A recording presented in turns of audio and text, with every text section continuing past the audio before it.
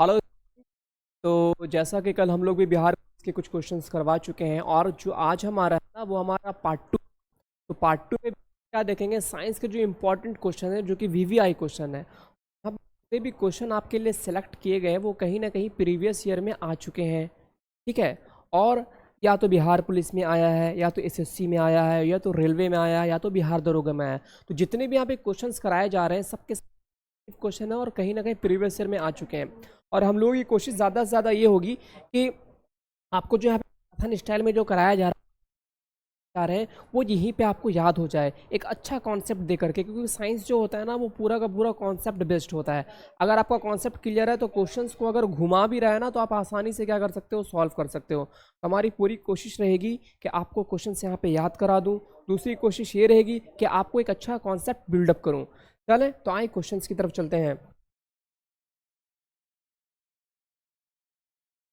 अयान इसको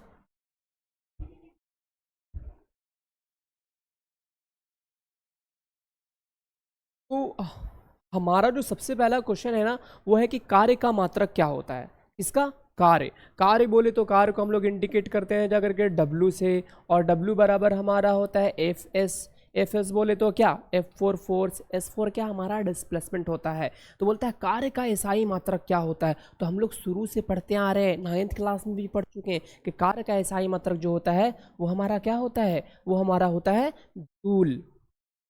उसके बाद हमारा क्वेश्चन है कि प्रकाश वर्ष इकाई है। बोलता है प्रकाश जो है जाकर के वो किस चीज़ की इकाई है। पर ये हुआ कि उसका इस्तेमाल हम लोग किस चीज़ में करते हैं। तो प्रकाश वर्ष जो है उसका इस्तेमाल हम लोग दूरी को मापने में करते हैं। किस में करते हैं, दूरी को मापने में करते हैं। तो आपने आज तक मीटर सुना होगा, सेंटीमीटर सुना होगा, किलोमीटर सुना होगा। कह रहा है एक बच्चा, एक स्टूडेंट, कि प्रकाश वर्ष जो है ना ये कौन सी दूरी को मापने में करते हैं। तो जो सूर्य से लेकर के ज़मीन के बीच की दूरी होती है, तारों से लेकर के ज़मीन के बीच की दूरी होता है, जब इन दूरियों को मापने की बात करते हैं तो उसके लिए जो हम लोग इस्तेमाल करते हैं वो हम लोग करते हैं प्रकाश वर्ष का। ठीक है। तो उस हमारा देखो, हमारा कुछ कुछ क्या होता है ना, भौतिक राशि होती है जिसमें हमारा क्या 7 मूल राशि है, उसके हमें मात्रक याद होनी चाहिए। उसके अलावा कुछ कुछ और है, उसके मात्रक याद होने चाहिए। अगर ये मुश्किल से 8-10 होते हैं तो अगर 8-10 के 10 अगर हम लोगों ने याद कर लिए अच्छे से तो समझो कि सब क्वेश्चन आपके क्या हो जाएंगे, लग जाएंगे। जैसे देखो, लंबाई का मात्रक क्या होता है, लंबाई का मात्रक आपका होता है जाकर के मीटर। इसी तरह द्रव्यमान का मात्रक क्या हो गया, किलोग्राम। समय का मात्रक हो गया सेकंड। ताप का मात्रक हो गया केल्विन। ताप का मात्रक आपको याद रखना है केल्विन होता है। ये इंपॉर्टेंट है, इंपॉर्टेंट मैं इसलिए कह रहा हूँ क्योंकि लोग क्या होते हैं ना, ताप में डिग्री सेंटीग्रेड मार करके आ जाते हैं, लेकिन ताप का जो एसआई मात्रक है वो होता है केल्विन। इसी तरह ज्योति तीव्रता का मात्रक होता है कैंडेला। ज्योति तीव्रता का धारा का मात्रक होता है एम्पियर। पदार्थ की मात्रा का मात्रक होता है मोल। पदार्थ की मात्रा का मात्रक है मोल।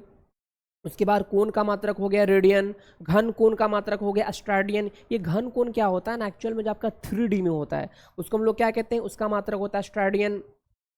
इसी तरह और भी आपके मात्रक है, कार का मात्रक हो गया जूल। देखो जो भी हमने क्वेश्चंस लगाया, ऊर्जा का मात्रक भी होता है जूल, बल का मात्रक हो गया न्यूटन, शक्ति का मात्रक हो गया वाट, दाब का मात्रक हो गया पास्कल।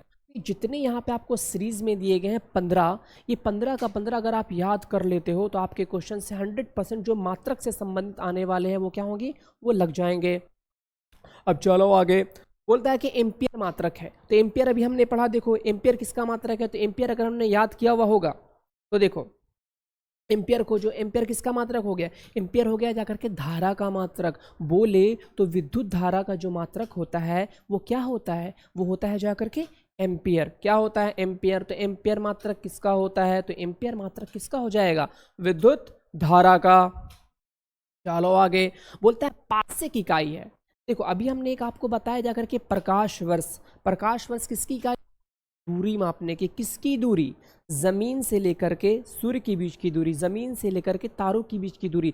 ठीक उसी तरह से पारसक भी एक मात्रक होता है। इसका भी इस्तेमाल जो हम लोग करते हैं पृथ्वी से लेकर के सूर्य के बीच की दूरी निकालने में, पृथ्वी से लेकर के तारों के बीच की दूरी निकालने में। तो इसमें भी हम लोग किसका इस्तेमाल करते हैं, दूरी को मापने के लिए इस्तेमाल करते हैं। किसका, पारसिक इकाई का। तो एक इकाई था आपका जाकर के प्रकाश वर्ष, जो कि बड़ी बड़ी दूरी को मापने में किया जाता है। ठीक उसी तरीके से एक होता है पारसिक। पारसिक का भी जो इस्तेमाल करते हैं वो बड़ी बड़ी दूरियों को मापने के लिए करते हैं। चलो आगे। बोलता है पास्कल इकाई किसका है। देखो पास्कल जो इकाई होता है ना वो होता है जा करके दाब का। दाब का मात्रक क्या होता है पास्कल। दाब बोले तो पी, प्रेशर पी बराबर क्या होता है एफ अपॉन ए। एफ अपॉन ए बोले तो बल बटा क्षेत्रफल। और इसका जो इकाई होता है, इसका जो मात्रक होता है उसको हम लोग क्या कहते हैं, उसको हम लोग कहते हैं पास्कल। उसको हम लोग क्या कहते हैं, उसको हम लोग कहते हैं पास्कल। तो ये भी आपको क्या करना है, याद रखना है कि पास्कल इकाई है, किसका इकाई है, तो दाब का इकाई है। चलो आगे। बोलता है कैंडिला मात्रक है। बोलता है कैंडिला। कैंडिला भी हमने पीछे कराया, जो 15 का जो लिस्ट बना हुआ था उसमें कैंडिला भी था। और कैंडिला मात्रक किसका है, तो कैंडिला जो मात्रक है वो है आपका जाकर के ज्योति तीव्रता का। तो ज्योति तीव्रता कहाँ है, ऑप्शन नंबर डी। तो इसमें कुछ कुछ क्वेश्चंस हैं जो आपके मात्रक वाले जो भी क्वेश्चंस आते हैं ना, तो उसमें क्या होता है कि 8 से 10 क्वेश्चंस होते हैं। मतलब 8, 10, 15 आप याद कर लो, उसी के अंदर से आपके क्वेश्चंस आएंगे। चलो आगे। बोलता है अदिश राशि। बोलता है निम्नलिखित में से अदिश राशि कौन है। निम्नलिखित में से अदिश राशि कौन है। ठीक है, देखो एक होता है अदिश राशि और एक होता है सदिश राशि। एकदम 2 लाइन का इसमें कॉन्सेप्ट है, मैं आपको बता दे रहा हूँ। अदिश राशि वैसी राशि को कहते हैं जिसमें केवल और केवल परिमाण होता है, दिशा नहीं होता। जिसमें केवल परिमाण होता है, जैसे हमने कहा 2 kg, 2 kg, तो 2 kg में कोई दिशा है क्या। इसी तरह एक होता है दूरी, एक होता है विस्थापन। तो दूरी में जैसे मैंने कहा कि मैं 10 किलोमीटर गया, तो 10 किलोमीटर मैं गया तो ये दूरी हुआ। तो आपको पता चला कि मैं उत्तर गया, दक्षिण गया, पूरब गया, पश्चिम गया। इसमें दिशा नहीं होता, तो जिसमें दिशा नहीं होता उसको अदिश राशि कहते हैं। और एक होता है सदिश राशि। सदिश राशि वैसी राशि को कहते हैं जिसमें परिमाण तो होता ही होता है, साथ साथ दिशा भी होता है। उसको हम लोग क्या कहते हैं, सदिश राशि। सदिश राशि हो गया जैसे कि विस्थापन। दूरी हमने कहा 15 किलोमीटर गए, किधर गए इसका नॉलेज नहीं था, लेकिन जब विस्थापन बोलेंगे तो हम इस तरह कहेंगे कि 15 किलोमीटर पूरब दिशा में गए। इसमें क्या है, दिशा और मैग्नीट्यूड दोनों है। तो ये हमारा क्या हो गया, सदिश राशि।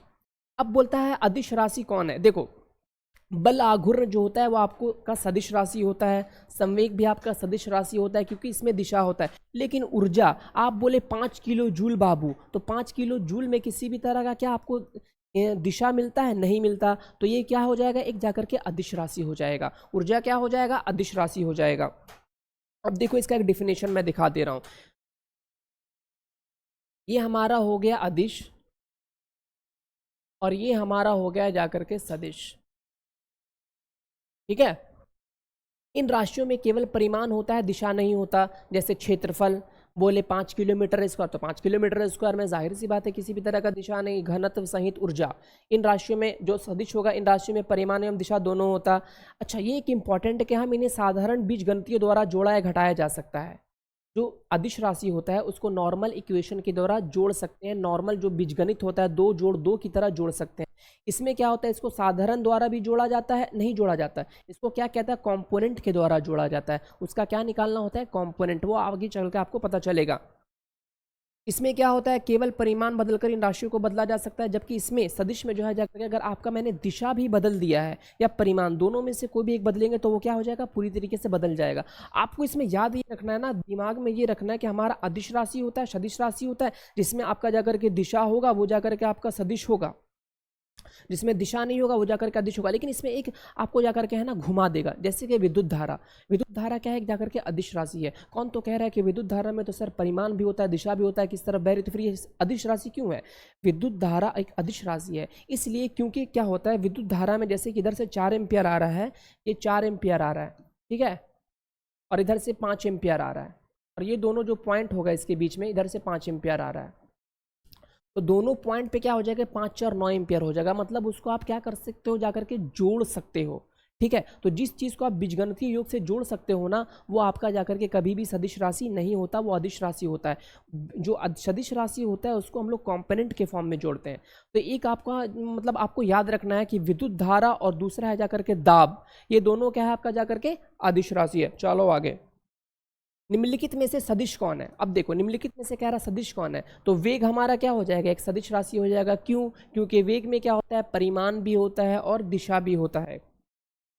चलो आगे।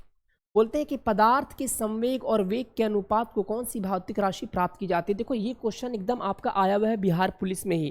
कहता है कि पदार्थ के संवेग, संवेग बोले तो क्या, संवेग बोले तो mv, p बराबर mv, पदार्थ के संवेग और वेग के अनुपात से कौन सी भौतिक राशि प्राप्त होती है। बोल रहा है कि संवेग जो है, और अगर हम उसमें जाकर के वेग से डिवाइड कर दें तो हमें कौन सी राशि प्राप्त होगी। तो v से v क्या कर दो आप, कैंसिल कर दो, तो आपका बचा क्या, m। तो m हमारा क्या हो जाएगा, द्रव्यमान। कितना आसान क्वेश्चन है, बस लग रहा है सोच करके कि हार्ड है, क्या बोल रहा है भैया, दोनों का रेशियो पूछ रहा है, संवेग और वेग का। तो संवेग में वेग का क्या कर दे, डिवाइड कर दे, तो हमारा बचा क्या, द्रव्यमान। तो इस तरह हमारा द्रव्यमान क्या हो गया, सही आंसर।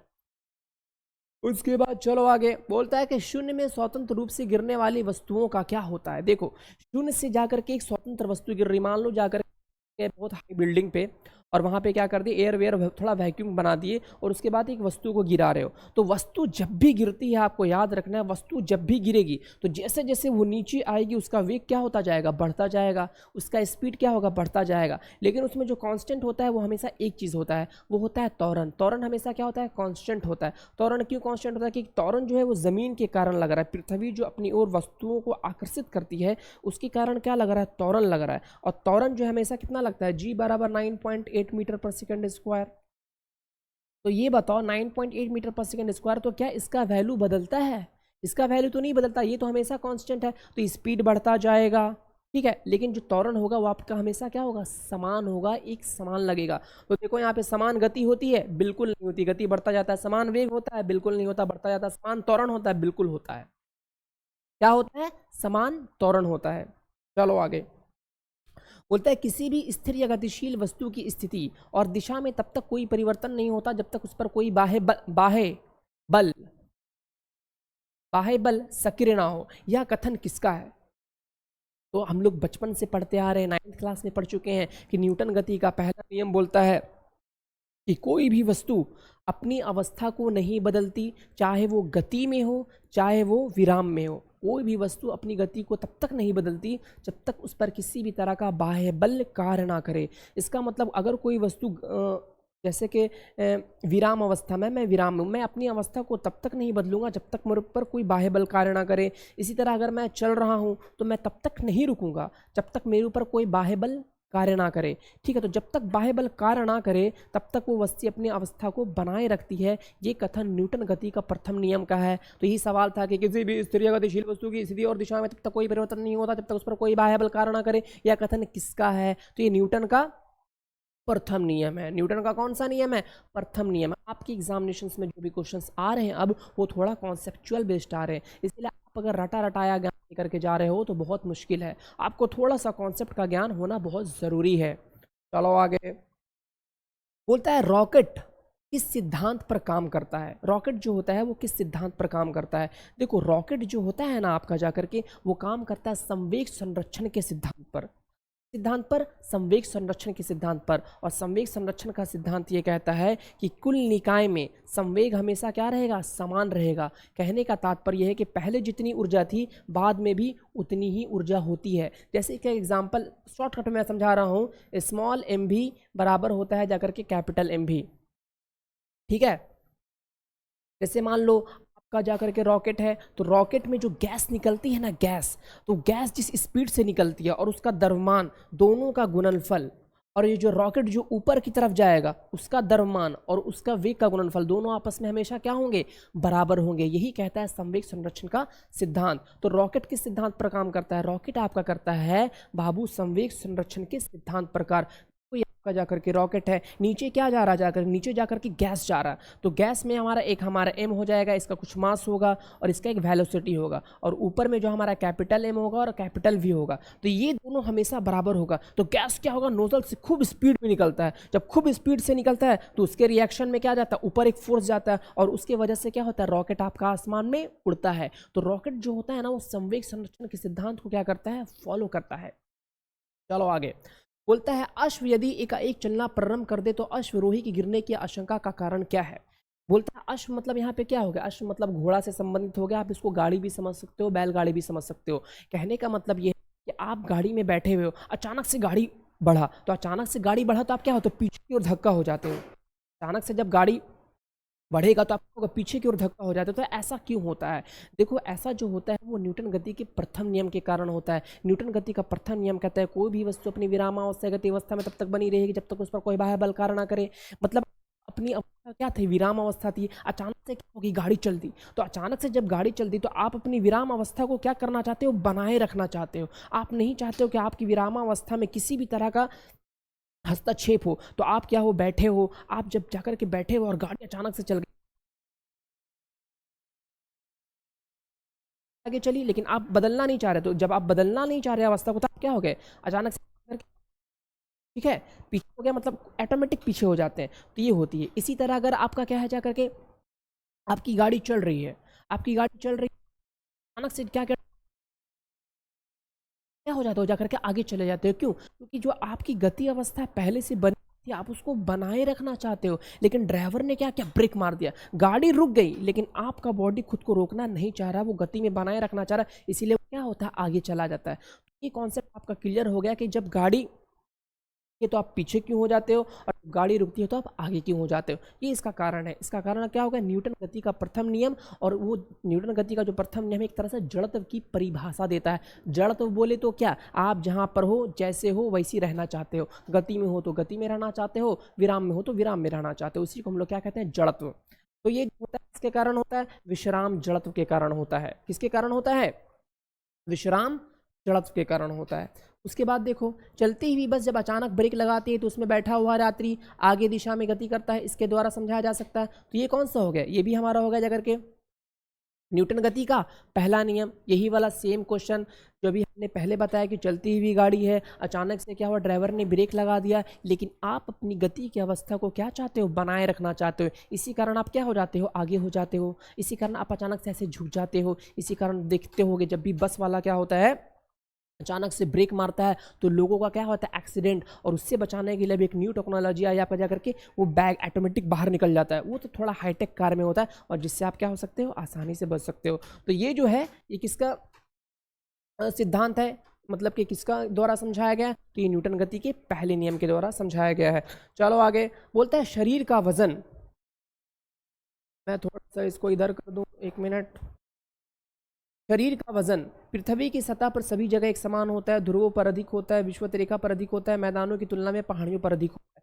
देखो, ये जो क्वेश्चंस है ना आपका, ये एकदम 100% आपका बहुत सारे एग्जामिनेशन में आया हुआ है। देखो, आप जानो जी बराबर आपका होता है GME/RE का स्क्वायर। क्या होता है? जी बराबर, डरना नहीं है, बस थोड़ा सा है। जी बराबर होता है GME/RE का स्क्वायर। अब ये RE क्या है ना? पृथ्वी की त्रिज्या है। अब देखो, मैं यहाँ पे बना दे रहा हूँ पृथ्वी। पृथ्वी कुछ इस शेप में होती है, हल्का सा ऊपर में चपटी। ठीक है, पूरा एक्यूरेट नहीं बन पाया, मतलब ऊपर में क्या होती है? चपटी। ठीक है, अब ये आपका R हो गया और ये आपका R हो गया। तो जब ऊपर में चपटी होती है ना, तो यहाँ पे R का वैल्यू क्या होता है? कम। और विषुवत रेखा पे R का वैल्यू क्या होता है? जाकर के ज़्यादा। तो देखो, जब ये R का वैल्यू हम बढ़ाएंगे ना, तो G का वैल्यू क्या हो जाएगा? घट जाएगा। और जब R का वैल्यू घटाएंगे तो G का वैल्यू बढ़ जाएगा। तो ध्रुव पर क्या होता है? R का वैल्यू होता है कम। जब R का वैल्यू होता है कम तो G का वैल्यू क्या हो जाएगा? बढ़ जाएगा। और जब G का वैल्यू बढ़ेगा तो हमारा वेट भी क्या हो जाएगा? बढ़ जाएगा। इसीलिए जब ध्रुव पे आप जाओगे तो आपका वेट क्या होता है? थोड़ा बढ़ा हुआ फील होता है। वही अगर आप विषुवत रेखा पे जाओगे तो R का वैल्यू क्या हो जाएगा? बढ़ जाएगा। जब R बढ़ेगा तो G का वैल्यू क्या हो जाएगा? घट जाएगा। जब घट जाएगा तो विषुवत रेखा पर आपका भार थोड़ा कम फील होता है, थोड़ा सा कम आएगा। यही कारण कि ध्रुव पे आपका वेट ज़्यादा और विषुवत रेखा पे आपका वेट क्या होता है? थोड़ा कम होता है। तो पृथ्वी की सभी सतह पर एक समान होगी? कभी ऐसा नहीं है, ध्रुवों पर अधिकतम होता है। बिल्कुल सही आंसर। तो इस तरह आपका जो आंसर हो गया वो हो गया बी। चलो आगे। बोलता है किसी मनुष्य का भार पृथ्वी पर यदि 600 न्यूटन है तब चंद्रमा पर उसका भार कितना होगा? बोल रहा है कि किसी कोई मनुष्य है, वेट है, वो कितना है? जाकर के 600 न्यूटन है। अब उसको आप लेकर के चले गए चंद्रमा पर। बोले ए भैया, चंद्रमा पर उसका वेट कितना होगा? तो देखो, चंद्रमा पर किसी भी चीज़ का वेट जो होता है जाकर के वो 1/6 गुना हो जाता है। कितना हो जाता है? 1/6। तो पहले आपका वेट कितना था? 600 न्यूटन। इसको क्या कर दो? गुना 1/6 कर दो। जब 1/6 से आप मल्टीप्लाई कर दोगे तो ये कट कैंसिल हो जाएगा। तो ये कितना हो जाएगा? 100। इस प्रकार जो आपका जो चंद्रमा पर वेट हो जाएगा वो कितना हो जाएगा? 100 न्यूटन।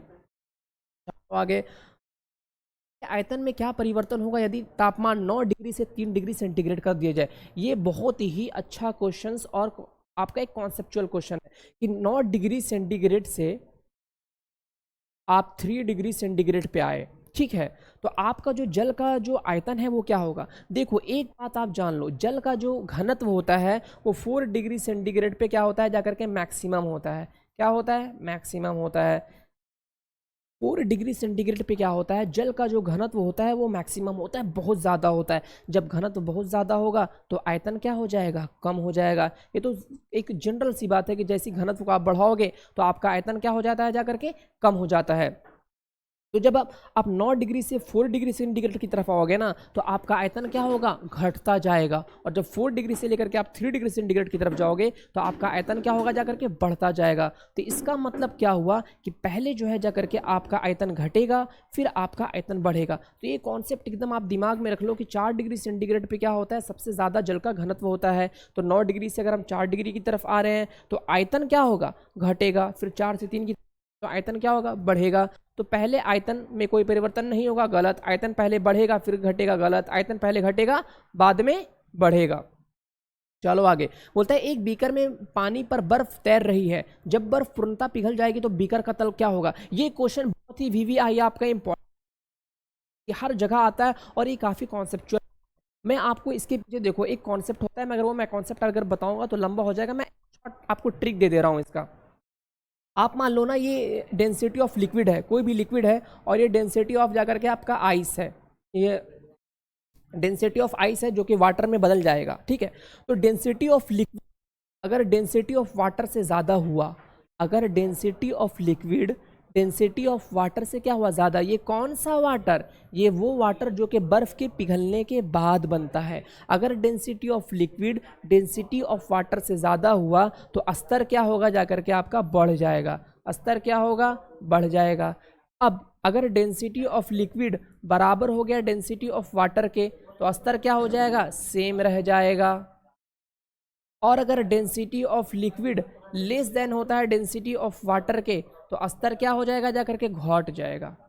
अब बोले सर ये बोल दिए लेकिन उतना अच्छा से समझ में नहीं आया हमको। देखो इसका मैं एग्जांपल दे रहा हूँ। डेंसिटी ऑफ लिक्विड अगर डेंसिटी ऑफ वाटर से ज़्यादा होगा, जैसे कि कड़वा तेल। कड़वा तेल में जब आप बर्फ़ रखोगे तो उसके बाद जब बर्फ़ पिघलेगा तो जो लेवल है ना उसका वो क्या हो जाएगा जाकर के? इंक्रीज़ हो जाएगा। फिर आप एक बर्फ़ का टुकड़ा लोगे, उसको पानी में रखोगे, फिर जब बर्फ़ पिघलेगा तो वो जो बर्फ़ पिघलेगा तो लेवल क्या रहेगा? सेम रहेगा, क्योंकि डेंसिटी ऑफ जो वाटर है पिघलने के बाद और डेंसिटी ऑफ यहाँ पे वाटर दोनों क्या है? सेम है। तीसरा कंडीशन जो आपका है जाकर के डेंसिटी ऑफ जो लिक्विड है अगर कम होगा डेंसिटी ऑफ वाटर से। इसका एग्जांपल है केरोसिन तेल। अगर केरोसिन तेल में आप एक बर्फ का टुकड़ा रखोगे और वो बर्फ का टुकड़ा जब गल जाएगा तो उसके बाद क्या है? उसका जो तल है और क्या हो जाएगा? नीचे हो जाएगा। तो ये तीन कंडीशन और तीनों का दिए हैं। अब था कि एक बीकर में पानी, तो पानी का डेंसिटी होता है बर्फ के डेंसिटी के लगभग लगभग बराबर होता है, इसीलिए उसमें तरह का परिवर्तन नहीं होगा। तो क्या हो जाएगा जाकर के? उतना ही रहेगा। चलो आगे बोलता है जब किसी बोतल में पानी भरा जाता है तो उसे जमने दिया जाता है तो बोतल टूट जाती है। देखो जब भी कोई बोतल होता है उसको आप जाकर के एकदम ठसम से पानी भर दो, और उसके या फिर कांच का बोतल है उसमें आपने पानी भर दिया, उसके बाद जाकर के आपने फ्रीज में, तो वो क्या होता है ना, जमने के बाद क्या होता है? ब्लास्ट कर जाता है। ब्लास्ट करने के पीछे रीज़न ये होता है कि जो बर्फ़ का आयतन होता है पानी के आयतन से क्या होता है? ज़्यादा। तो जब बर्फ़ का आयतन पानी के आयतन से ज़्यादा और पानी क्या था? फुल, अब बर्फ़ बना तो बर्फ़ क्या होने लगा जाकर के? बढ़ने लगा, उसका आयतन बढ़ने लगा। जब आयतन बढ़ने लगा तो क्या होगा? शीशा जो है जाकर के वो क्या होता है जाकर के? फूट जाता है। तो पहले लोग बड़े कन्फ्यूज़ होते थे, बट ये रीज़न था। इसीलिए आप कभी भी फ्रिज में शीशा का बोतल का जो है इस्तेमाल नहीं किया करोगे। समझ में आई बात? क्या मैं आपको अपनी बात समझा पा रहा हूँ? आप समझ रहे हो जी? तो आप जो उसमें क्या रखते हो? प्लास्टिक की बोतल रखते हो। तो पानी जमने पर क्या होता है जाकर के? जी, फैलता है। पानी जमने पर फैलता है जिसके कारण क्या होता है? बर्फ जो शीशा होता है वो आपका टूट जाता है। उसके बाद सड़क पर चलने की अपेक्षा बर्फ पर चलना कठिन होता है। क्यों? एक बंदा कह रहा है कि सर मैं सड़क पर जब चलता हूँ तो बड़ा आसानी से चलता हूँ, और जैसे ही मैं बर्फ पर चलने की कोशिश तो चलता चलता फिसल के गिर जाता हूँ। तो मैंने बताया देखो जो आप चलते हो ना वो एक्चुअल में क्या होता है? वो प्रतिक्रिया फोर्स की वजह से चलते हो। आप ज़मीन पर एक फोर्स लगाए, बदले में ज़मीन आप पे फोर्स लगाई, वो एक घर्षण के फॉर्म में होता है। क्या होता है? घर्षण, क्रिया प्रतिक्रिया होता है, जिसके कारण क्या होता है? आप आसानी से चल लेते हो। लेकिन जब आप बर्फ़ पे जाते हो ना तो आप जब फोर्स लगाते हो उस पर अपने स्लीपर के माध्यम में क्या होता है जाकर के घर्षण रहित होता है, घर्षण होता ही नहीं है, जिसके कारण आप उस पर फोर्स नहीं लगा पाते। जब आप फोर्स नहीं लगा पाते तो प्रतिक्रिया फोर्स भी नहीं लगता, जब प्रतिक्रिया फोर्स नहीं लगता तो आप पिछड़ कर क्या होते हो, गिर जाते हो। तो बर्फ सड़क की अपेक्षा सख्त होती है नहीं, सड़क बर्फ से सख्त होती है नहीं। जब हम अपने पैर से धक्का देते हैं तो बर्फ कोई प्रतिक्रिया व्यक्त नहीं करती। ये इसका सही आंसर है कि जब हम लोग बर्फ पे फोर्स लगाते हैं जाकर के तो जो घर्षण नहीं होता, तो घर्षण नहीं होने के कारण वो हम पर बल नहीं लगा पाती, प्रतिक्रिया बल नहीं लगा पाती, जिसके कारण क्या होता है, हम गिर जाते हैं और हमें बर्फ पर चलना बहुत ही मुश्किल होता है। चलो आगे, बोलते हैं लोहे की कील पानी में क्यों तैरती है जबकि लोहे की कील पारे में क्यों तैरती है जबकि पानी में डूब जाती है। देखो अभी हमने आपको ऐसे पढ़ा दिया, फिर से मैं आपको बता रहा हूँ। लोहे की कील क्या होती है, पारे में तैरती रहती है, जबकि लोहे की कील जो होती है वो पानी में क्या होती है, डूब जाती है। इसका कारण है, सबसे बड़ा कारण है घनत्व। पारे का घनत्व क्या होता है, बहुत ज़्यादा होता है, पानी का घनत्व क्या होता है, कम होता है। तो लोहे की कील द्वारा जो हटाया जाता है, लोहे की कील द्वारा जो पारे को हटाया जाता है, लोहे की कील द्वारा अपने आयतन के बराबर क्या होता है, पारे को हटाया जाता है। तो वो जो पारे को जो हटाया जाता है जितना आयतन, उसका जो भार होता है ना, लोहे की कील की भार की तुलना में ज़्यादा होता है। इसी कारण क्या होता है, लोहे की कील तैरती है और पानी में क्या होती है, डूब जाती है। तो लोहे का भार पानी के भार से अधिक होता है तथा पारे से कम, लोहे का घनत्व पानी से अधिक होता है तथा पारे से कम होता है। तो पारे का घनत्व क्या होता है, बहुत ज़्यादा होता है, और पानी का घनत्व क्या होता है, कम होता है। इसी कारण लोहे की कील जो होती है पारे में तैरती है और पानी में डूब जाती है। चलो आगे, बोलते हैं पानी का घनत्व अधिकतम कहाँ होता है। अभी मैंने आपको बताया कि पानी का घनत्व जो होता है वो सबसे अधिकतम कहाँ होता है, वो होता है जाकर के 4 डिग्री सेंटीग्रेड पे।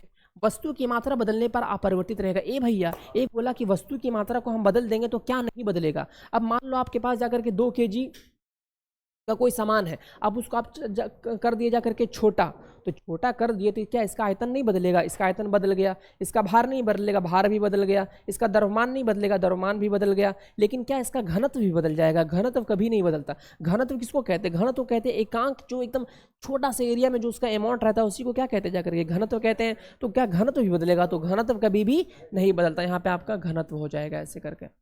तो वस्तु की मात्रा बदलने पर सब बदलता है लेकिन घनत्व नहीं बदलता। चलो आगे, बोलते हैं हवाई जहाज में यात्रा करते समय पेन से स्याही निकलने लगती है, क्यों। देखो आप हवाई जहाज में हो और हवाई जहाज में जब आप सफ़र कर रहे हो और आपके पास अगर स्याही वाली कलम है तो स्याही वाली कलम नहीं लगती है, स्याही क्या होने लगती है, जब रिस जाती है। तो ऐसा क्यों होता है, ऐसा क्यों होता है जाकर के प्रेशर की वजह से। बोले तो क्या होता है, नीचे जितना प्रेशर है ज़मीन पे जब हम लोग हैं तो हमारा क्या है जाकर के जो भी हमारे ऊपर एक प्रेशर लग रहा है, तो वो प्रेशर लग रहा है तो नॉर्मल है। जब हम ऊपर जाते हैं हवाई जहाज़ से ऊपर ऊपर ऊपर जाते जाते हैं तो हमारा प्रेशर क्या होता है, दब कम हो जाता है, दाब हमारा क्या होता है, कम हो जाता है। जब दाब कम हो जाता है तो इंक का प्रेशर है ना वहाँ पे क्या होता है, ज़्यादा होता है, जिसके कारण वो प्रेशर के कारण क्या होता है, बाहर लीकेज हो जाता है। इसीलिए कभी भी अगर आप हवाई जहाज़ में सफ़र करो तो इंक का पेन का इस्तेमाल कभी भी नहीं करना चाहिए। तो वायु दाब में कमी के कारण। उसके बाद चलो आगे, बोलते हैं ऊंचाई की जगहों पर 100 डिग्री सेंटीग्रेड के नीचे तापमान पर क्यों उगलता है। देखो बोल रहा है कि अगर आप पहाड़ों पे चले गए हो ना, तो पहाड़ों पे अगर आप चले गए हो और आप जाकर के पानी को बॉयल, 100 डिग्री सेंटीग्रेड पे पानी नहीं गर्म होता बल्कि और कम टेम्परेचर पे गर्म हो जाता है। जैसे मान लो आप नॉर्मल ज़मीन पर हो, नॉर्मल ज़मीन पर हो तो 100 डिग्री सेंटीग्रेड पे आपका क्या होगा, पानी बॉयल होगा। जब आप पहाड़ पे चले गए तो यही पानी आपका क्या होगा, 90 डिग्री सेंटीग्रेड पे उबलने लगेगा। देखो ऐसा क्यों होता है, जमीन पे जब आप हो तो आप पर क्या लग रहा है, एक वायु दाब लग रहा है, और वायु दाब जैसे घटेगा, वायु दाब जैसे जैसे घटेगा क्वथनांक बिंदु भी वैसे वैसे घटेगा। अब आप चले गए जाकर के ऊपर, जब ऊपर गए तो आपका क्या हुआ जाकर के यहाँ पे वायु दाब कम, जब वायु दाब यहाँ पे कम गया तो आपका क्वथनांक बिंदु क्या होगा, घट जाएगा। जब क्वथनांक बिंदु घट जाएगा तो ही जल क्या होने लगेगा, 90 डिग्री सेंटीग्रेड पे ही क्या होने लगेगा, उबलने लगेगा। अब देखो इसका ऑप्शन कहाँ है, क्योंकि वायुमंडलीय दाब कम हो जाता है तो उबलने की बिंदु नीचे आ जाती है। तो ये इसका हो गया सही आंसर। ये सब आप ना रट जाते हो, लेकिन इसके पीछे एक लाइन का कॉन्सेप्ट होता है। अगर इस कॉन्सेप्ट को आप दिमाग में रखोगे ना तो आपको रटने की जरूरत नहीं पड़ेगी और आप आसानी से, आपको क्वेश्चन जितने भी घुमा दे आप आसानी से क्या कर सकते हो, उसको सॉल्व कर सकते हो। तो चलो आगे, बोलता है साबुन के बुलबुले का अंदर का दाब क्या होता है। देखो बोल रहा है कि साबुन का जो बुलबुला होता है, आप नहीं दिखते बच्चे लोग ऐसे ऐसे बनाते रहते हैं, तो साबुन के जो बुलबुला होता है उसके अंदर का दाब क्या होता है, मतलब वायुमंडलीय दाब की तुलना में उसके अंदर का दाब होता है, ज़्यादा होता है, कम होता है, बराबर होता है। तो साबुन का जो बुलबुला है उसके अंदर का जो दाब होता है ना वो वायुमंडलीय दाब से ज़्यादा होता है। इसी कारण क्या होता है, आप बुलबुला बनाए, अब अंदर का प्रेशर ज़्यादा बाहर का प्रेशर कम, तो अंदर वाला क्या लगता है, बाहर फोर्स लगाता है उसकी दीवारों पर, इसीलिए क्या होता है जाकर के जो अब बनाते हो जाकर के बुलबुला वो तुरंत फट जाता है, मुश्किल से 5 सेकंड 6 सेकंड रहता है, उसके बाद क्या होता है, फट जाता है। क्यों फटता है? क्योंकि उसके अंदर दाब है वो वायुमंडलीय दाब से क्या होता है, ज़्यादा, और ये अंदर से फोर्स लाकर उसको क्या करता है, फाड़ देता है। तो वायुमंडलीय दाब से अधिक होता है। इसका सही आंसर क्या हो जाएगा, वायुमंडलीय दाब से अधिक होता है। चलो आगे, बोलता है वायुमंडलीय दाब मापी की रीडिंग में अचानक गिरावट इस बात की संकेत करती है। बोला ए भैया वायु दाब मापी है, बोले तो क्या बैरोमीटर है, अब बैरोमीटर में क्या अचानक से जाके कि गिरावट आ गया, तो बोले क्या होने वाला है, बोले कोई आ रहा है। कौन आ रहा है, तो तूफान आ रहा है। तब कि जब भी अचानक से अगर गिरावट आ रही है ना, तो वहां पर क्या होता है, तूफान का संकेत होता है कि बहुत जबरदस्त तूफान आने वाली है। तूफान की वजह से क्या होता है, एक तरह का मतलब संकेत देता है कि तूफान आ रही है, तो वायु दाब मापी का जो बैरोमीटर का तल है वो क्या हो जाएगा, नीचे आ जाएगा। तो बोल रहे हैं कि वायु दाब मापी की रीडिंग में अचानक गिरावट इस बात का संकेत करती है, किस बात का संकेत करती है, कि कोई आ रहा है। कौन आ रहा है, तूफान आ रहा है। साउथ मूवी में कहते हैं ना, तूफान आ रहा है। हाइड्रोजन से भरा रबड़ का गुब्बारा वायु के ऊपर जाकर फट जाता है। देखो ये भी सेम क्वेश्चन, हाइड्रोजन से भरा एक गुब्बारा है, आपने गुब्बारा भरा, वो जो मेले में वाला बैलून आता है ना, वो भरा जाकर के, अब वो क्या होता है, जाकर के नीचे से उड़ाया तो मस्त उड़ते उड़ते उड़ते गया, लेकिन बहुत ज्यादा हाइट हो जाता है तो फट जाता है। क्यों? जब आपका नॉर्मल हाइट जमीन के स्तर पर होता है तो उस पर एक प्रेशर लगा रहा होता है, ये अंदर से एक प्रेशर लगा रहा है, बाहर से उस पर एक प्रेशर लगा रहा है, तो दोनों क्या होता है, इक्वल होता है। लेकिन जब बहुत ज़्यादा हाइट पे जाता है तो क्या होता है, वायुमंडलीय दाब क्या होता है, कम जाता है, और इसके अंदर का दाब क्या होता है, बढ़ जाता है। तो अपने अंदर की दाब की वजह से क्या होता है, वो जाकर गुब्बारा क्या होता है, फट जाता है। इसके लिए जब गुब्बारा बहुत ज़्यादा हाइट पे जाता है तो वो क्या होता है, फट जाता है। तो हाइड्रोजन का बाहर बढ़ जाता है, वायु दाब बढ़ जाता है, हाइड्रोजन का दाब घट जाता है, वायु दाब घट जाता है। तो इसका सही आंसर क्या हो जाएगा, वायु दाब घट जाता है। उसके बाद देखो, जब एक चल वस्तु की गति दुगनी हो जाती है तो उसकी गतिज ऊर्जा पर क्या इफेक्ट पड़ेगा। देखो क्वेश्चन क्या है कि जब एक चल वस्तु नहीं, जब एक वस्तु की गति दुगनी कर दी जाए, बोल रहा है कि ये भैया एक वस्तु है उसका गति हम दुगना कर दिए तो गतिज ऊर्जा पे क्या प्रभाव पड़ेगा। एकदम सिंपल सॉरी ये बता रहा हूँ, ये क्वेश्चन आया हुआ, आप इस पर पूरा ध्यान दो कि के बराबर आपका क्या होता है 1/2 mv²। के बराबर क्या होता है 1/2 mv²। अब बोल रहे हैं कि ये भैया क्या करो, तो गति को दुगना कर दो, तो गति को दुगना कर दो तो 1/2 इंटू एम, इसको इक्वेशन फर्स्ट बना दो ऐसे करके, और इसको दुगुना करने का मतलब 2v का स्क्वायर कर दो, तो 1/2 इंटू एम, बोले तो क्या 4v², बोले तो क्या 4 इंटू 1/2 mv² हो गया। इसका मतलब ये कितना हो गया, 4k हो गया। पहले k का वैल्यू 1/2 mv², तो 1/2 mv² की जगह उसको पुट कर दिए, 4k हो गया। मतलब अगर गति को आपने डबल किया है तो आपकी गतिज ऊर्जा का मान कितना हो जाएगा, आपकी जो गतिज ऊर्जा है उसका मान कितना हो जाएगा, 4 गुना हो जाएगा। तो दुगनी हो जाती, चौगनी हो जाती, चौगनी हो जाती। ये क्वेश्चन और छपने वाला क्वेश्चन सही है, और बहुत सारे एग्जाम्स में आपके क्या हो रहे हैं, आ रहे हैं, इसलिए इस पर पूरा ध्यान दो। चलो आगे, बोलते हैं दूध से क्रीम निकालने में कौन सा बल लगाया जाता है। बोलते हैं ये भैया दूध से क्रीम निकाल कौन सा प्रोसेस क्या होता है। देखो दूध से जो क्रीम निकलता है ना, वो अपकेंद्रीय बल के कारण होता है। क्या है आपका जाकर के एक मशीन होती है, लोग हाथ से होती है, उसको राउंड करके घुमाया जाता है। तो अपकेंद्रीय बल के कारण क्या होता है, जो भारी कण होता है ना वो नीचे बैठ जाता है, और जो हल्का कण होता है दूध को जो गर्म वाला कण है वो कण क्या हो गया, ऊपर हो गया, मस्त मलाई मार के खा रहे हो आप। तो ये जो मेथड होता है उसको हम लोग कहते हैं अपकेंद्रीय मेथड या अपकेंद्रीय बल। इसके द्वारा आप क्या कर सकते हो, जाकर भी करता है। वॉशिंग मशीन क्या होता है, वॉशिंग मशीन आपका है मस्त, अब उसमें डाल दिया जाकर के कपड़ा सुखाने के टाइम में, और वो क्या कर रहा है, राउंड राउंड राउंड कस के घुमा रहा है। तो जब कस के घुमाता है तो जो पानी होता है ना वो भारी कण के कारण क्या होता है, नीचे आ जाता है, और जो कपड़ा होता है वो हल्का के कारण क्या होता है, ऊपर आ जाता है। इस तरह पूरा का पूरा पानी क्या होता है, घर आ जाता है। तो इसमें जो वॉशिंग मशीन होती है, और इसी तरह जो आप हम लोग जाकर के दूध से मलाई निकालने का जो प्रोसेस होता है वो अपकेंद्रीय बल के कारण होता है। चलो आगे, बोलता है जब एक पत्थर को चांद की सतह से पृथ्वी पर लाया जाएगा तो क्या होगा। एक पत्थर था, चांद पे था, उसके बाद आप जमीन पर लेते आए, पर लेते आए तो क्या होगा, कुछ नहीं होगा। तो कौन तो बोला द्रव्यमान कम जाएगा, द्रव्यमान क्यों कमेगा, मान लेते हो पत्थर 1 kg का है, तो जमीन पर भी लाओगे तो 1 ही kg का रहेगा। हाँ कमेगा, क्या कमेगा, वेट कम जाएगा, उसका जो वेट है, उसका जो भार है वो कम जाएगा, क्योंकि चांद पर जो भार होता है वो 1/6 गुना होता है, और यहाँ पर जो आएगा तो 6 गुना से उससे क्या हो जाएगा, ये मल्टीप्लाई हो जाएगा। तो किसी भी चीज़ का जान लो जाकर के आप कि भार में तब्दीली होती है, वजन द्रव्यमान में किसी भी प्रकार का परिवर्तन नहीं होता। ए भैया 1 किलो आलू लिए 1 किलो चंदवा पे लेके चले गए, तो अगर चंदवा पे जा करके 1 किलो आलू आधा किलो बन जाएगा, 1 ही किलो ना रहेगा जी। उसका वेट कम हो जाता है, द्रव्यमान कमता नहीं बल्कि क्या होता है, वेट कम हो जाता है। ठीक है, तो इसका द्रव्यमान बदल जाएगा, इसका भार बदल जाएगा, परंतु द्रव्यमान नहीं बदलेगा। ये आपका हो जाएगा सही आंसर। उसके बाद बोलता है किसी लिफ्ट में बैठे हुए व्यक्ति को अपना भार अधिक मालूम पड़ता है कब? बोलता है कोई आदमी है में, बोला हम भारीपन लग रहा है, तो भारीपन क्वेश्चन कह रहा है कि भारीपन कब लगेगा, जब नीचे जाएगा तब, जब ऊपर आएगा तब। इसके पीछे एक लाइन का कॉन्सेप्ट है, देखो दिखा दे रहा हूँ नॉर्मल सा। यह आपका जाकर के लिफ्ट है, ठीक है, ये आपका लिफ्ट है। अब जो आप अपना वेट फील करते हो ना, जो जमीन आपके ऊपर की ओर फोर्स लगाती है उसकी वजह से, आप जमीन पर फोर्स लगाए, जमीन आप पर फोर्स लगे, उसकी वजह से आप एक वेट फील कर रहे हो। अब लिफ्ट ऊपर जा रही है, ऊपर जा रही है, त्वरण के साथ ऊपर भी एक फोर्स लगेगा, लगेगा कि नहीं? बिल्कुल लगेगा।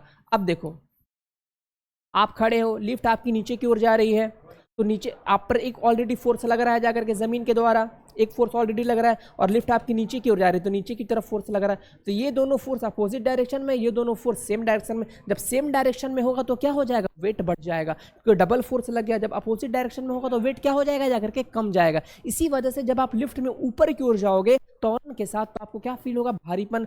आप त्वरण के साथ नीचे खाली बल्ले, जितना भी क्वेश्चन को राउंड अप करें आप आसानी से सॉल्व कर सकते हो। तो जो किसी लिफ्ट में बैठे हुए व्यक्ति को अपना भार अधिक मालूम पड़ेगा, तो अधिक कब पड़ेगा जी? त्वरण के साथ क्या होगा? ऊपर जाएगा। जब लिफ्ट त्वरित गति के साथ क्या होता है? नीचे आ रही है, बिल्कुल गलत। जब लिफ्ट त्वरित गति के साथ ऊपर जा रही हो, बिल्कुल सही। तो इस तरह आपका जो सही आंसर हो जाएगा वो बी हो जाएगा।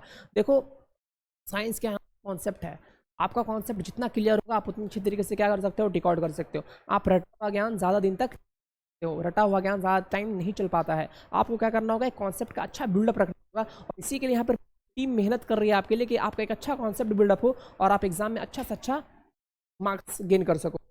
चलो, एक लिफ्ट में किसी व्यक्ति को प्रत्यक्ष भार वास्तविक भार से कम महसूस होता है तो लिफ्ट क्या जा रही है? अब बोला ए भैया लिफ्ट का हो रहा है, लिफ्ट क्या हो रहा है? हमको कम फील हो रहा है, अपना भार कम फील हो रहा है। तो ये बताइए कि हम ऊपर जा रहे हैं नीचे? तो भैया कम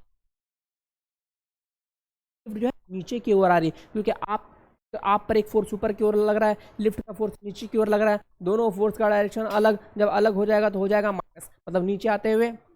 तो त्वरण के साथ ऊपर, त्वरण के साथ नीचे, तो त्वरण के साथ क्या हो जाएगा? नीचे। चलो आगे। बोलता है पृथ्वी के गुरुत्वाकर्षण का कितना भाग चंद्रमा के गुरुत्वाकर्षण के सबसे नजदीक है? बता चुका हूँ कि चंद्रमा पर जो गुरुत्वाकर्षण लगता है वो पृथ्वी का कितना होता है? 1/6 होता है। चलो आगे। वर्षा की बूंद गोलकार क्यों होती है? देखो वर्षा की जो बूंद होती है ना, वो हमेशा गोलकार होती है। एक बंदा कह रहा है सर चपटी क्यों नहीं होती, आयताकार घनाकार क्यों नहीं थी, शंक्वाकार क्यों नहीं थी, बेलनाकार क्यों नहीं होती? वर्षा की बूंद जो होती है वो हमेशा क्या होती है? जाकर के आपकी गोलकार होती है। देखो इसका कारण क्या होता है? पृष्ठ तनाव। पृष्ठ तनाव क्या होता है? जैसे आपका जाकर के एक जल है, ठीक है, अब इसमें जो यहाँ पर जल का जो बूंद है इस पे क्या हो रहा है? चारों तरफ से फोर्स लग रहा है, चारों तरफ से इस पे क्या हो रहा है? फोर्स लग रहा है। तो इस पे फोर्स क्या होता है? शून्य हो जाता है। लेकिन ये जो आपका ऊपर वाला जो तल है जाकर के, इस पे क्या हो रहा है? नीचे से तो फोर्स लग रहा है लेकिन ऊपर से किसी भी तरह का फोर्स नहीं लगता। जब ऊपर से किसी भी तरह का फोर्स नहीं लगता तो क्या होता है? नीचे वाला फोर्स जो है जाकर के इसको टानने का कोशिश करता है, तनाव। तो जो जल का पृष्ठ होता है ना दोस्त, जो जल का पृष्ठ होता है वो हमेशा तनाव में रहता है, हम टेंशन में, क्योंकि उसको नीचे वाला हमेशा खींचता रहता है। तो जब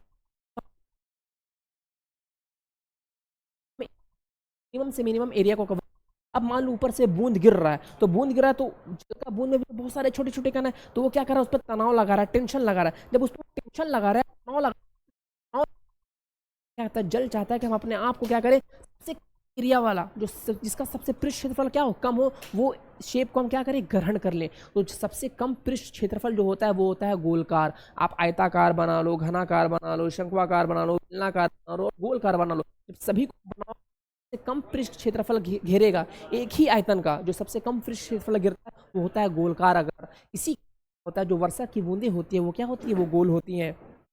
देखो यहाँ पे ये इतना सारा शेप है, इतना सारा शेप में सबका आयतन क्या है? सेम है, सबका आयतन सेम है, लेकिन जो सबसे कम पृष्ठ क्षेत्रफल लेगा ना वो हो जाएगा जाकर क्या? वो हो जाएगा आपका स्फेयर। स्फेयर बोले तो क्या? गोला। तो इस तरह इसका आंसर क्या हो जाएगा? सतही तनाव के कारण क्या होता है? सरफेस टेंशन के कारण। उसके बाद चलो आगे। बोलता है तेल दीप बत्ती में तेल के ऊपर चढ़ जाती है कैसे? बोल रहा है ए भैया जो तेल दीप होता है ना, तेल में क्या, तेल दीप में क्या होता है? तेल ऊपर चढ़ जाता है। तो सर आखिर तेल ऊपर चढ़ कैसे जाता है? देखो होता क्या है, जो आपका जाकर के तेल दीप होता है उसमें क्या होता है? कैपिलरी एक्शन होता है। कैपिलरी एक्शन के कारण क्या होता है? जाकर के वो ऊपर चढ़ जाता है। कैपिलरी एक्शन में क्या होता है ना, महीन कैपिलरी एक्शन में क्या होता है ना, महीन महीन क्या होता है जाकर के आपका एक तरह समझो लगे सुराख के स्टाइल में होता है, ठीक है। महीन महीन क्या होते हैं, छिद्र होते हैं, उसके माध्यम से क्या होता है जाकर के वो ऊपर आराम से चढ़ जाते हैं। तो ये जो क्रिया होती है उसको हम लोग क्या कहते हैं, उसको हम लोग कहते हैं कोशिका क्रिया, ठीक है। देखो ये आपका जाकर के दिया हो गया, दिया में क्या हो गया जाकर के रखा, यहाँ पर क्या रखा जाकर के तिल रखा। अब यहाँ पे क्या हो, इसमें महीन महीन क्या हो गया जाकर के लाइन हो गया, महीन महीन क्या हो गया सुराख हो गए, उसके कारण क्या हो, क्या होने लगा, जलने लगा, ठीक है। चलो आगे बोलता है ध्वनि तरंगों की प्रकृति कैसी होती है। बोलते हैं जो ध्वनि तरंग होती है, ध्वनि तरंग की प्रकृति कैसी होती है। तरंग की प्रकृति आपको हमेशा पता है कि वो कैसी होती है, वो जाकर के होती है अनुदैर्घ्य। वही अगर पूछ देगा की प्रकृति कैसी होती है, तरंग की प्रकृति कैसी होती है, वो होती है जाकर के अनुप्रस्थ।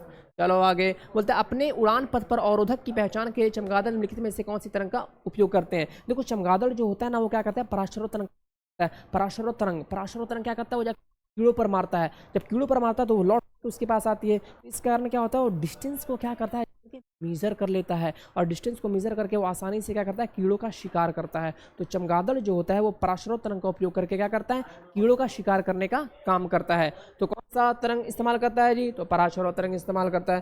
देख लो फिर बोलता है कि पराशर ध्वनि जो होती है जाकर के उसका रेंज क्या होता है। देखो एक होता है पराशर, एक होता है अशर, एक होता है श्रव तरंग कहते हैं 20 हर्ट्ज से लेकर के 20,000 हर्ट्ज और तक को क्या कहते हैं, अश्रव तरंग कहते हैं। पराश्रव कहते हैं 20,000 हर्ट्ज से ऊपर को, और एक होता है अश्रव, अश्रव जो आपका होता है वो होता है 20 हर्ट्ज से नीचे को। यहाँ पूछ रहा है पराश्रव तरंग की ध्वनियाँ कितनी होती है, तो वो कितना हो जाएगा जी, वो हो जाएगा 20,000 हर्ट्ज से ऊपर। चलो आगे ये देखो बोलता है श्रव परिसर में ध्वनि तरंग की आवृत्ति क्या होती है।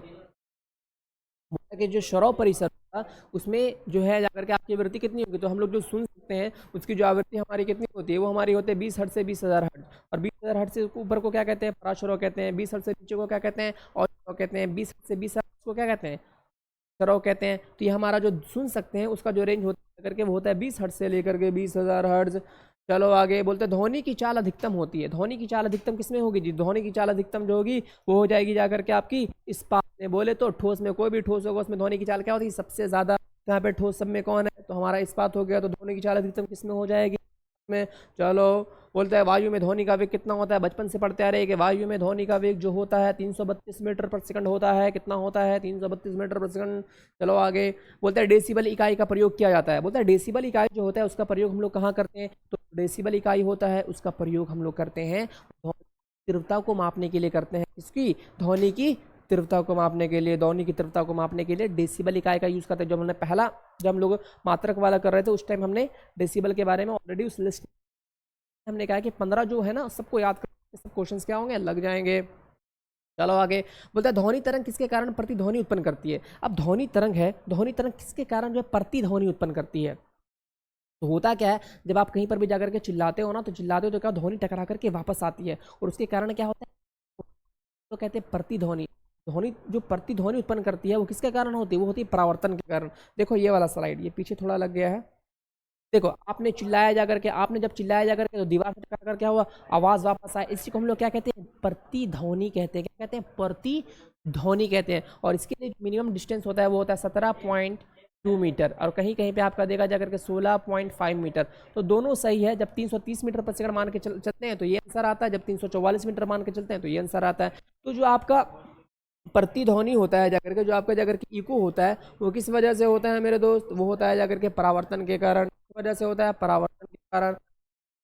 उसके बाद बोलता है कि सोनार अधिकांशतः प्रयोग में आता है। बोलता है कि सोनार, ये सोनार क्या है, बोल रहा है कि जो सोना चांदी बनाता है ज्वेलरी, वो सोनार, वो सोनार नहीं। सोनार में technology, sound navigation and ranging. ये क्या होता है, जहाजों में उपयोग किया जाता है। जहाजों में इसका उपयोग किया, कि ये लोग क्या होते हैं, रेंज।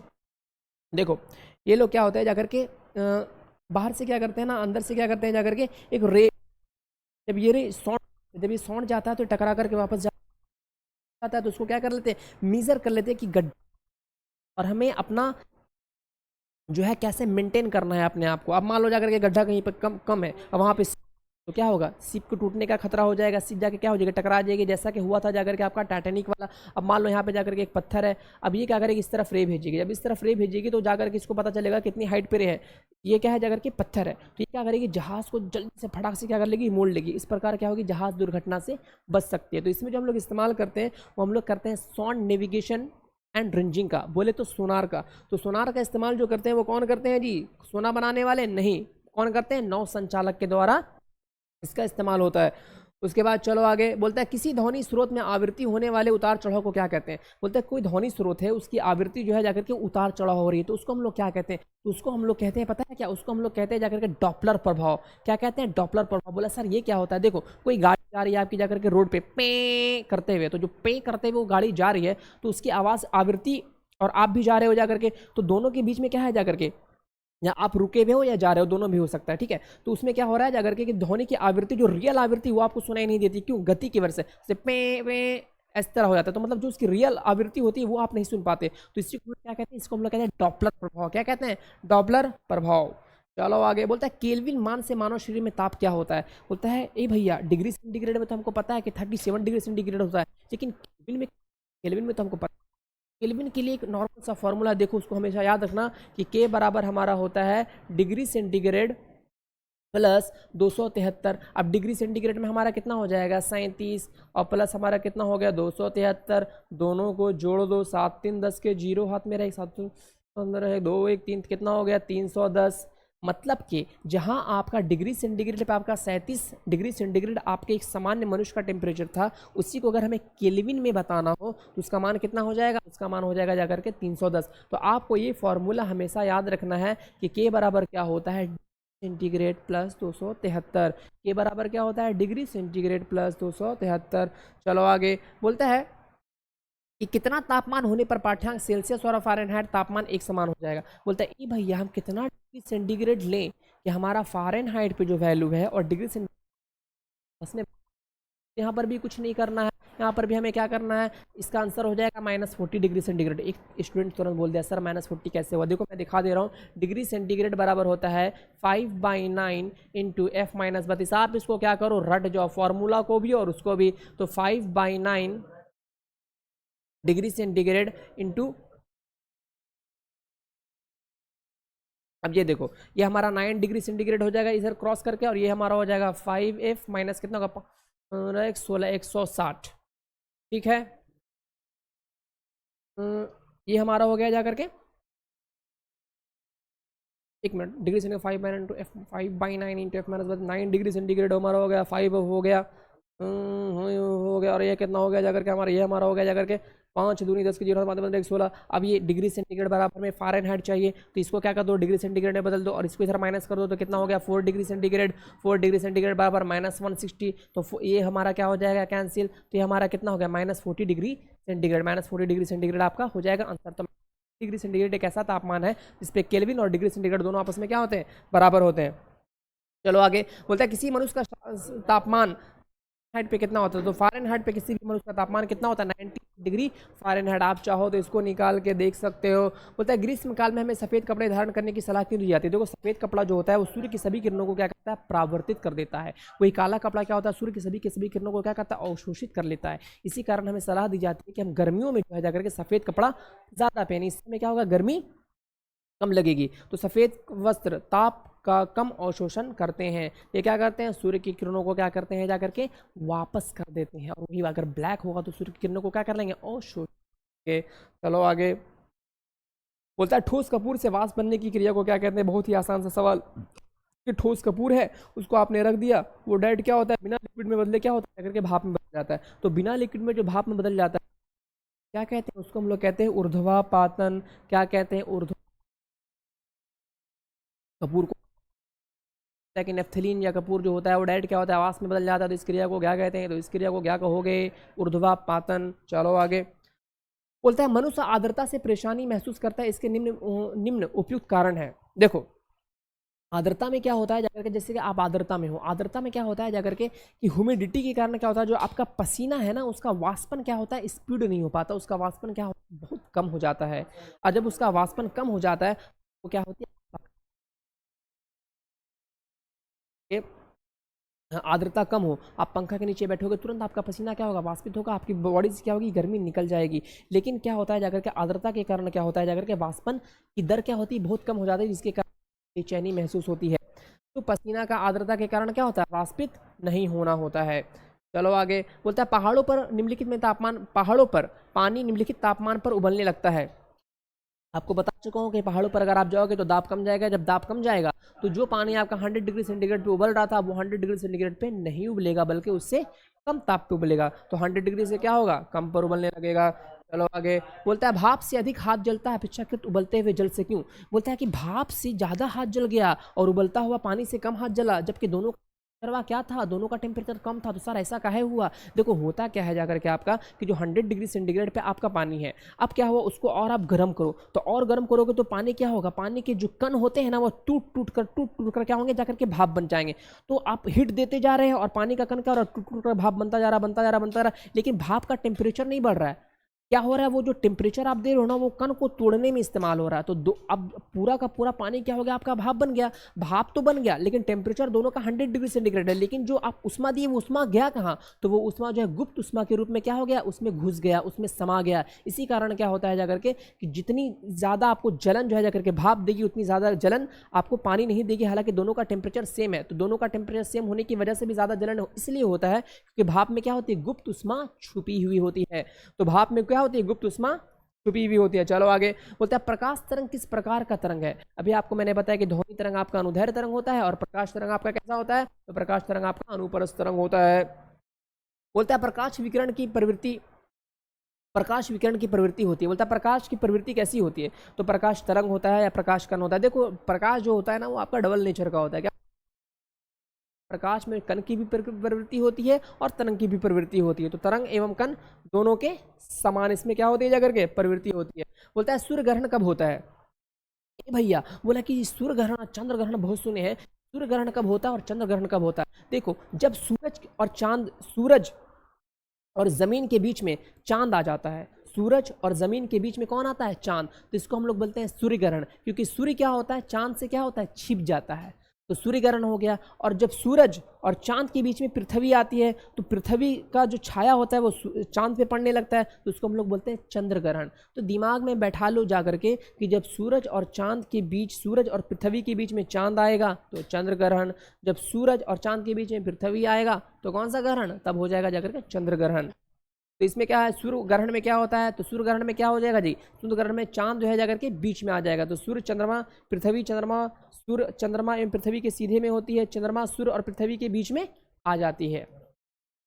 चलो देख लो, ये आपका एक दिया है जाकर के सोलर इक्लिप्स। सोलर इक्लिप्स बोले तो क्या, सूर्य ग्रहण, सूर्य ग्रहण में क्या हो रहा है जाकर के चांद जो है बीच में आ गया, अब इसका छाया जो है जाकर के रहा है, तो इसको हम लोग बोलते हैं सूर्य ग्रहण। अब ये हमारा हो गया जाकर के चंद्र ग्रहण। चंद्र ग्रहण में क्या हो जाएगा, जमीन जो है जाकर के बीच में आ गई, अर्थ जो है बीच में आ गया, अब अर्थ का छाया मून पे बनने लगा, तो इसको हम लोग क्या बोलेंगे, इसको हम लोग बोलेंगे चंद्र ग्रहण। इस तरह का कॉन्सेप्ट क्या है, क्लियर।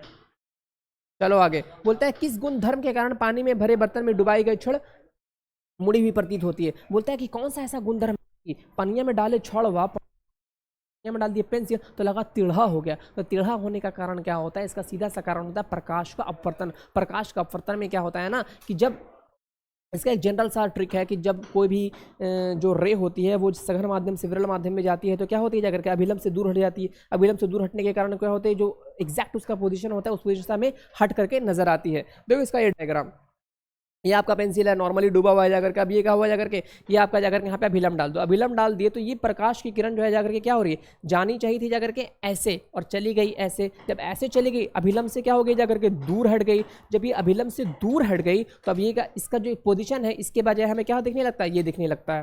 ठीक है, इस प्रकार आपके 60 सवाल यहाँ पर कराए गए और ये VVI सवाल है जो कि कहीं ना कहीं एग्जाम में आ चुके हैं, चाहे वो रेलवे हो, SSC हो, दरोगा हो, बैंक पी हो, सब में सवाल आ चुके हैं, सब के सब एक कॉन्सेप्चुअल सवाल हैं।